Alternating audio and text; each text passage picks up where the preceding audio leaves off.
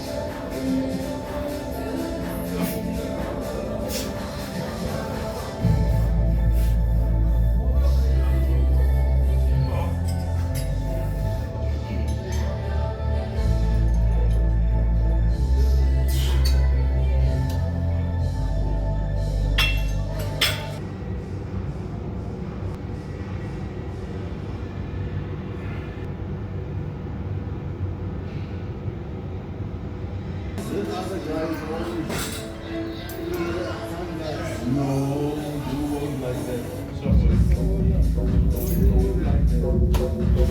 You will be happy. This guy is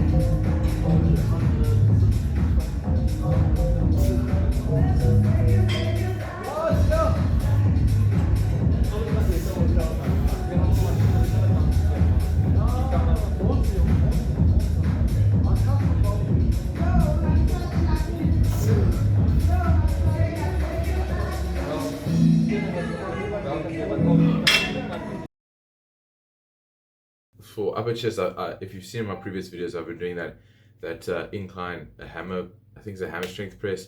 But recently, you know, I wish it would the handles more like this, because this is more of a natural pressing position for me when my elbows are more tucked in and shit. And I just haven't had that with that hammer press machine. I've switched out, and I used to do incline dumbbell, which incline dumbbell is pretty good, but it's just not as stable because you're holding like these dumbbells and shit. So now I've switched to Smith machine. I've started using Smith machine as well for front delts as well, but I've been doing Smith machine. The way you want to set up is you want to have your, you know, a lot of people that have like their grip here. I like to have it close, and yeah, you just want to adjust the bench. You can look at like TikTok videos on how to specifically adjust it. I just like to put the bar all the way at the bottom, see that it lines up with the bench, and then I like to move the bench forward or backwards depending on where I want it. So I had this with the bench. You have the first level, and then the next incline, and then the next incline. I had it here, but I think next week I'll try here. See, that feels a bit low, but I feel like my front delt being used a bit too much, a bit more than I would have wanted. You want it close so that you can tuck your elbows in, obviously, when you're pressing. Put the bar at the top so you can start here, which is what I like a lot more about the Smith than the incline press and dumbbells, because with dumbbells you have to throw your dumbbells up and then press them up to start your first rep. With the incline hammer strength press, you obviously have to push this shit up to start your first rep, which puts unnecessary fatigue on the chest, you know, so you won't do as many reps. Whereas incline Smith, you just unrack and then you can start fucking pressing and shit. And I did 2 sets of this. I think the first set was 8 reps with 2 plates, which is a decent amount of weight. Put 2 plates on. I think 2 plates is a pretty good amount of weight. It's probably going to dip down eventually, but right now I'm doing pretty well with it. Obviously, you just want to control it on the way down. I'm getting weaker, so I'm not controlling it as much. Just try to control it as much as possible. You don't want to be doing these fucking bullshit reps. You don't have to lock out fully. I think when you get here, you've pretty much done the full chest. Like doing this, like, isn't really much. That's more straightening your elbows and stuff. There isn't much more you can do with that. Okay, then we get into, I like to do the lower chest next, because it's another like proper like press. So this is on a hammer strength, so it's a lower hammer strength. I move my glutes forward at the end, just so that it's more pressing downwards and not pressing horizontally, obviously, because I want to work the lowest part of the chest. I do about like 10 reps of this or something like that. I do 8 to 10. I think I did 10 this day, and with 2 plates obviously each side, and just 1 set. Do some warm-ups obviously. Then we move on to the middle part of the chest. So I used to do pec deck, and I think pec deck is pretty good, but I don't know if it's my gym's pec deck or if it's just me, but my chest is big and getting like extremely sore, like annoyingly sore, like it actually like hurts with pec deck. So I decided, someone suggested it to me, so then I ended up just these two cables together, and I just put one of those seats in front of it with a 45 dumbbell on it, just to keep it in place so that it doesn't like go backwards. And then you just get them here, and you can basically go full range of motion, arms together, and just press. And it's a lot better than pec deck, especially the pec deck in my gym, because that one you're kind of going like this. It's not really elbows tucked tight, which is better for growing your chest, and is just a lot more comfortable. So I do about 10 sets here. I don't really count the reps. I ended up doing like 10 to 16 reps even, a lot of reps, and you just want to keep pushing out until you can't like move your arms at all. And this goes for the lower chest and the upper chest movement, because at the bottom of pressing movements is the most beneficial for your chest, so they're actually pretty vital. And of course, just control and get some good reps here. And so after this, my chest is pumped, so then I obviously go to the change room and check out the pump. After this, we move on to triceps. I always love doing chest and triceps. I've been doing it like the whole 2023 I did it. I start with tricep push downs, which I don't know if I actually recorded it this day. I might have lost the footage. I start with tricep push downs, just getting it all the way up there, full range of motion, and pushing down. Try not to use your lats, try not to use your chest, obviously. And I just do a ton of weight for this. I think it's like 8 to 10 reps. And I only do one set of this, and then I move on to 2 sets of that classic tricep extension superset that I like to do, because when I'm back here far away from the cable, I start off far away from the cable with my arms out like this, start out there till failure, and then I move right close to the cable. I go to my knees so that I can get full range of motion, because when I'm standing I can't get the full range of motion. It stops about there because of the cable. So then you kneel, I can go all the way like that. So I do that for both the lengthened and shortened positions of the muscle. And then we move on to just the overhead. I used to do skull crushers, but they were hurting my elbows, and these kind of work a lot better.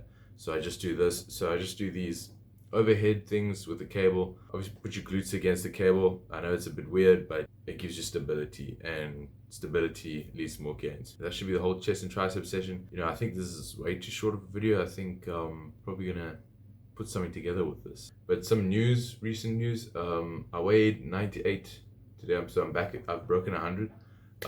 Weighed 98. So yeah, we're actually going back down there. I gave myself a break on the cut. I gave myself like a week break, and I came back and I just felt a lot better.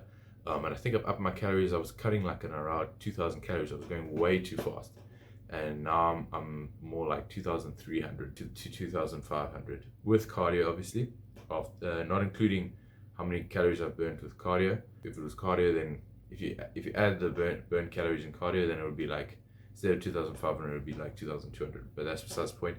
So I'm eating more, and I just feel better, recovering better. I've been incorporating rest days. I'll start with legs, chest, back, and then shoulders, and then I'll have a rest day, then back to legs. And I think it's been working very well, because that extra day, I think it really helps me recover every single muscle, just giving all of them an extra day.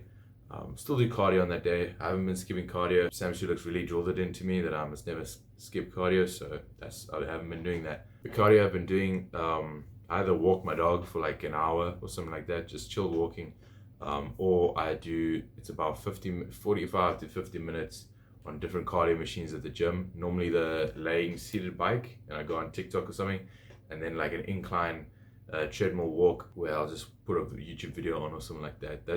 It's really easy. That's the easier way, because you're just on your fucking phone. I mean, TikTok was designed to suck your brain in. So I mean, while you're doing that, you don't even realize you're doing cardio. You're like, oh, you're cycling, watching TikTok, scrolling. You look up at the machine, 300 calories burnt already, But my hair's growing quite a bit. I think I need to go back to the barber. I think I'm gonna, keep the buzz cut for a bit. This isn't really a buzz cut anymore. I mean, it's getting a bit long, so best go back to the barber. I mean, the mustache. If I shaved the mustache, probably would have looked like a baby or some shit. But yeah, jawline is really coming in to an extent. Like, look at this shit. Maybe I'm just looking at it on the camera. Maybe it looks different, like on a bigger screen and shit. I think this might just be a quick, 10-minute video, and then I'll maybe make like a longer full day of eating. That's probably a better idea to go by. Maybe like a vlog style or some shit. But thank you if you watched this far in the video, and I'll see you guys in the next one, hopefully soon.